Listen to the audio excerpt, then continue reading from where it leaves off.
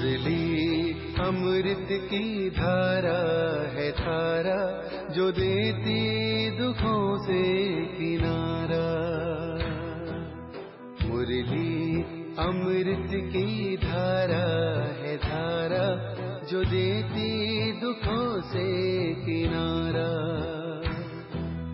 भूले जीवन में हो जाए शिव बाबा मुरली में समझाए। भूले जीवन में हो जाए शिव बाबा। ओम शांति। आज की तारीख है 15/4/2024 के बाबा के साकार महावाक्य। मीठे बच्चे, यह संगम युग उत्तम से उत्तम बनने का युग है। इसमें ही तुम्हें पतित से पावन दुनिया बनानी है। बाबा ने प्रश्न पूछा, अंतिम दर्दनाक सीन को देखने के लिए मजबूती किस आधार पर आएगी? बाबा ने उत्तर दिया, शरीर का भान निकालते जाओ। अंतिम सीन बहुत कड़ी है। बाप बच्चों को मजबूत बनाने के लिए अशरीरी बनने का इशारा देते हैं। जैसे बाप इस शरीर से अलग हो तुम्हें सिखलाते हैं, ऐसे तुम बच्चे भी अपने को शरीर से अलग समझो। अशरीरी बनने का अभ्यास करो। बुद्धि में रहे कि अब घर जाना है। ओम शांति। मीठे मीठे रूहानी बच्चे हैं तो जिस्म के साथ, बाप भी अभी जिस्म के साथ है। इस घोड़े व गाड़ी पर सवार है और बच्चों को क्या सिखलाते हैं? जीते जी मरना कैसे होता है और कोई यह सिखला ना सके सिवाय बाप के। बाप का परिचय सब बच्चों को मिला है। वह ज्ञान सागर पतित पावन है। ज्ञान से ही तुम पतित से पावन बनते हो और पावन दुनिया भी बनानी है। इस पतित दुनिया का ड्रामा प्लान अनुसार विनाश होना है। सिर्फ जो बाप को पहचानते हैं और ब्राह्मण भी बनते हैं, वहीं फिर पावन दुनिया में आकर राज्य करते हैं। पवित्र बनने के लिए ब्राह्मण भी जरूर बनना है। यह संगम युग है ही पुरुषोत्तम अर्थात उत्तम से उत्तम पुरुष बनने का युग। कहेंगे उत्तम तो बहुत साधु संत महात्मा वजीर अमीर प्रेसिडेंट आदि हैं, परंतु नहीं, यह तो कलयुगी भ्रष्टाचारी दुनिया पुरानी दुनिया है। पतित दुनिया में पावन एक भी नहीं। अभी तुम संगम योगी बनते हो।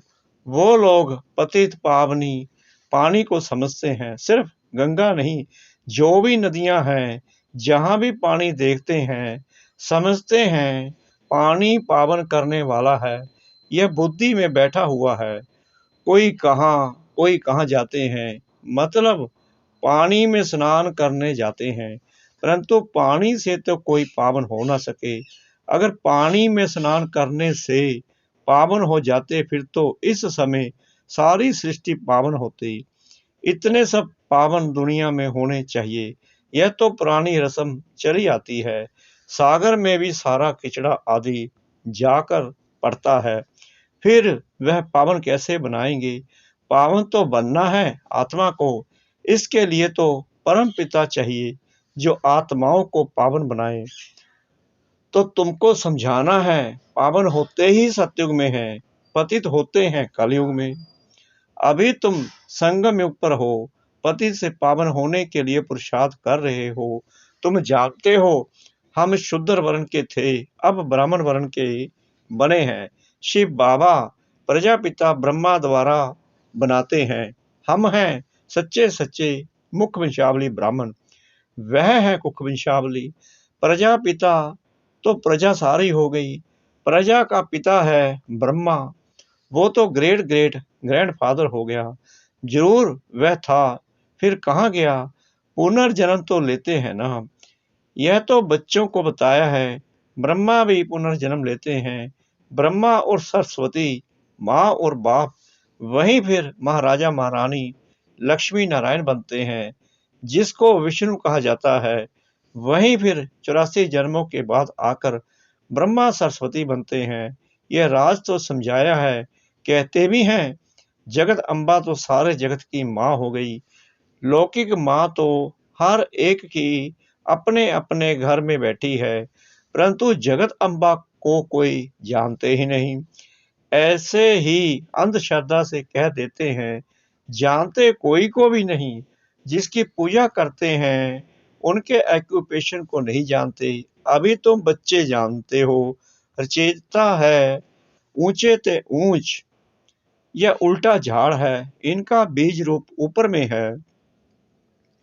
बाप को ऊपर से नीचे आना पड़े तुमको पावन बनाने।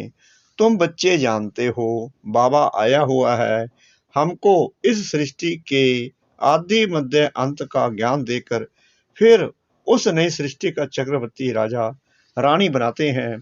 इस चक्कर के राज को दुनिया में तुम्हारे सिवाय और कोई नहीं जानते हैं। बाप कहते हैं फिर 5 या वर्ष बाद आकर तुमको सुनाऊंगा। यह ड्रामा बना बनाया है। ड्रामा के क्रिएटर, डायरेक्टर, मुख्य एक्टर्स और ड्रामा के आदि मध्य अंत को ना जाने तो उनको बेअकल कहेंगे ना। बाप कहते हैं 5 या वर्ष पहले भी हमने तुमको समझाया था, तुमको अपना परिचय दिया था, जैसे अब दे रहे हैं। तुमको पवित्र भी बनाया था, जैसे अब बना रहा हूँ। अपने को आत्मा समझ बाप को याद करो, वही सर्वशक्तिमान पतित पावन है। गायन भी है अंत काल जो फलाना सिमरे बल बल, अर्थात घड़ी घड़ी ऐसी योनि में जाए। अब इस समय तुम जन्म तो लेते हो, परंतु सुक्कर कुक्कर कुत्ते बिल्ली नहीं बनते हो। अभी बेहद का बाप आया हुआ है। कहते हैं मैं तुम सभी आत्माओं का बाप हूँ। ये सब काम चिता पर बैठ काले हो गए हैं, इन्हों को फिर ज्ञान चिता पर चढ़ाना है। तुम अब ज्ञान चिता पर चढ़े हो, ज्ञान चिता पर चढ़ फिर विकारों में जा ना सके। प्रतिज्ञा करते हैं हम पवित्र रहेंगे। बाबा कोई वह राखी नहीं बंधवाते हैं, यह तो भक्ति मार्ग का रिवाज चला आता है। वास्तव में यह है इस समय की बात। तुम समझते हो पवित्र बनने बिगर पावन दुनिया का मालिक कैसे बनेंगे। फिर भी पक्का कराने के लिए बच्चों से प्रतिज्ञा कराई जाती है। कोई ब्लड से लिख कर देते हैं, कोई कैसे लिखते हैं। बाबा आप आए हैं, हम आपसे बरसा जरूर लेंगे। निराकार साकार में आते हैं ना।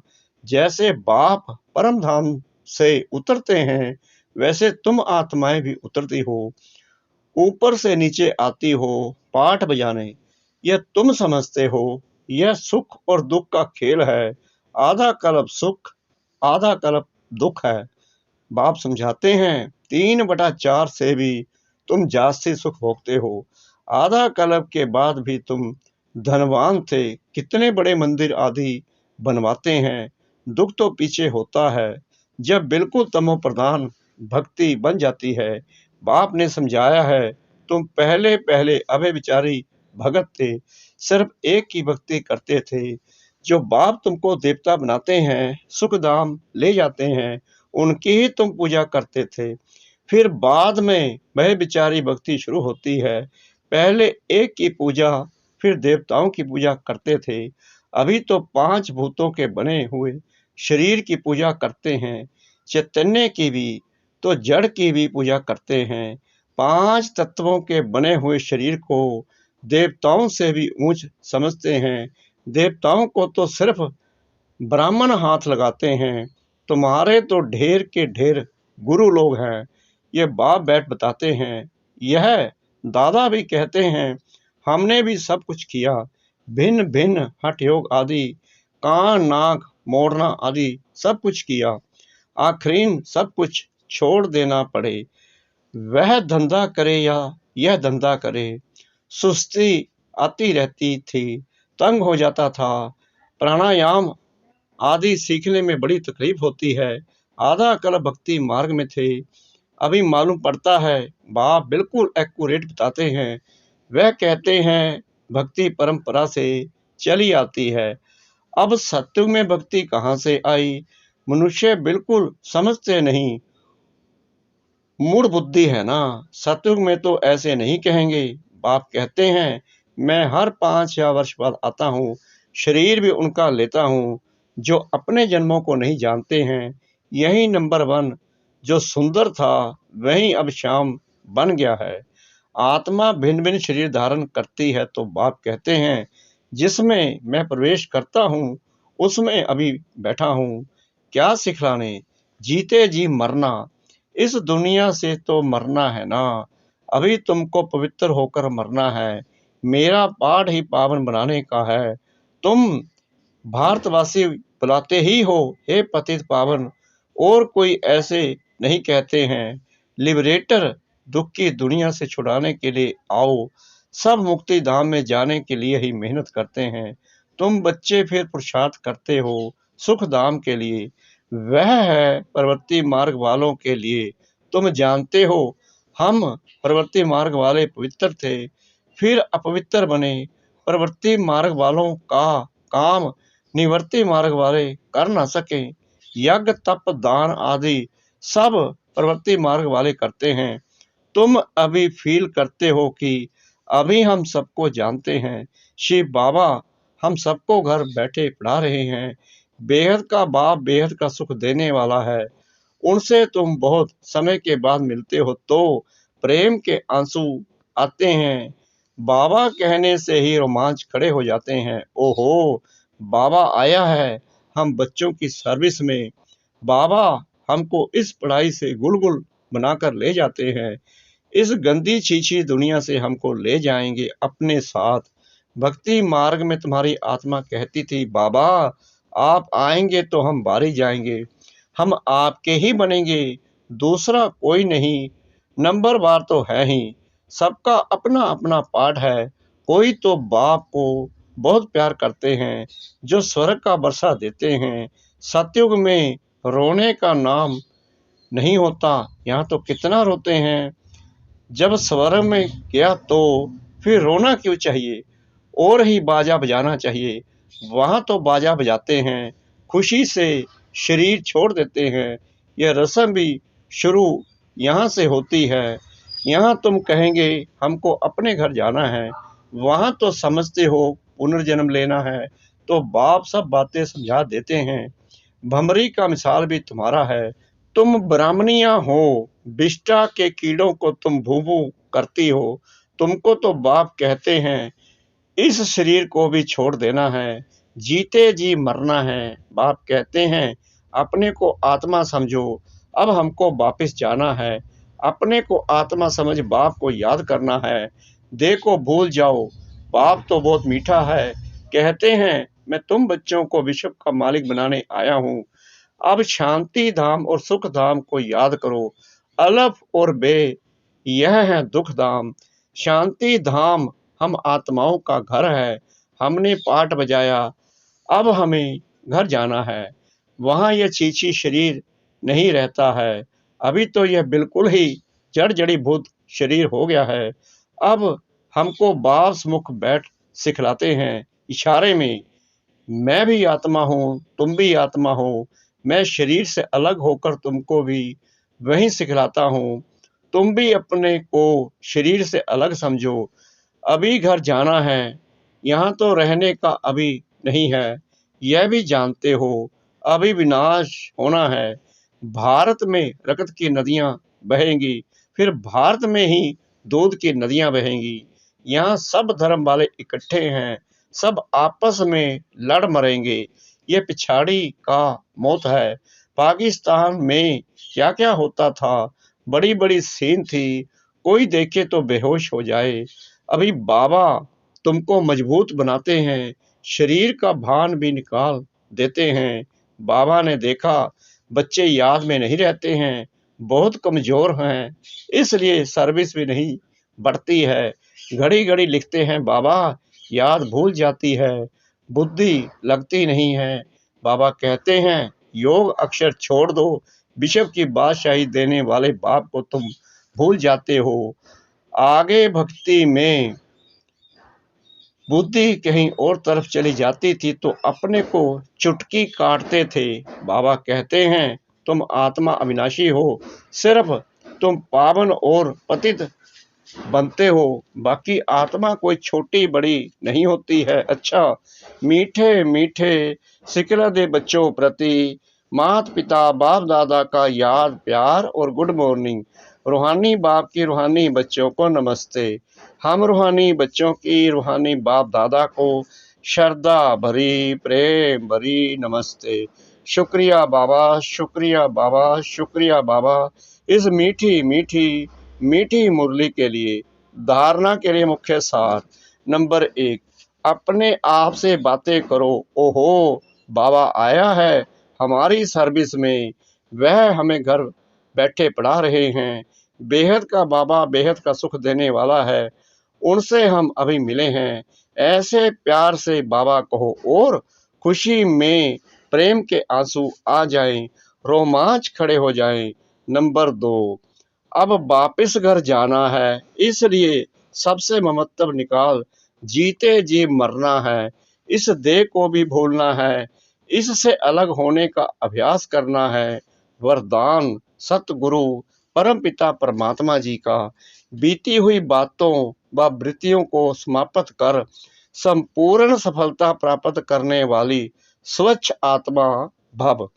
सेवा में स्वच्छ बुद्धि, स्वच्छ वृत्ति और स्वच्छ कर्म सफलता का सहज आधार है।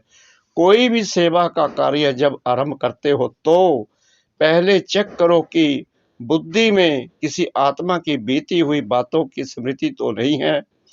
उसी वृत्ति दृष्टि से उनको देखना, उनसे बोलना, इससे संपूर्ण सफलता नहीं हो सकती। इसलिए बीती हुई बातों को व वृत्तियों को समाप्त कर स्वच्छ आत्मा बनो, तब ही संपूर्ण सफलता प्राप्त होगी। स्लोगन, जो सब परिवर्तन करता है विजय माला उसी के गले में पड़ती है। जो सब परिवर्तन करता है विजय माला उसी के गले में पड़ती है।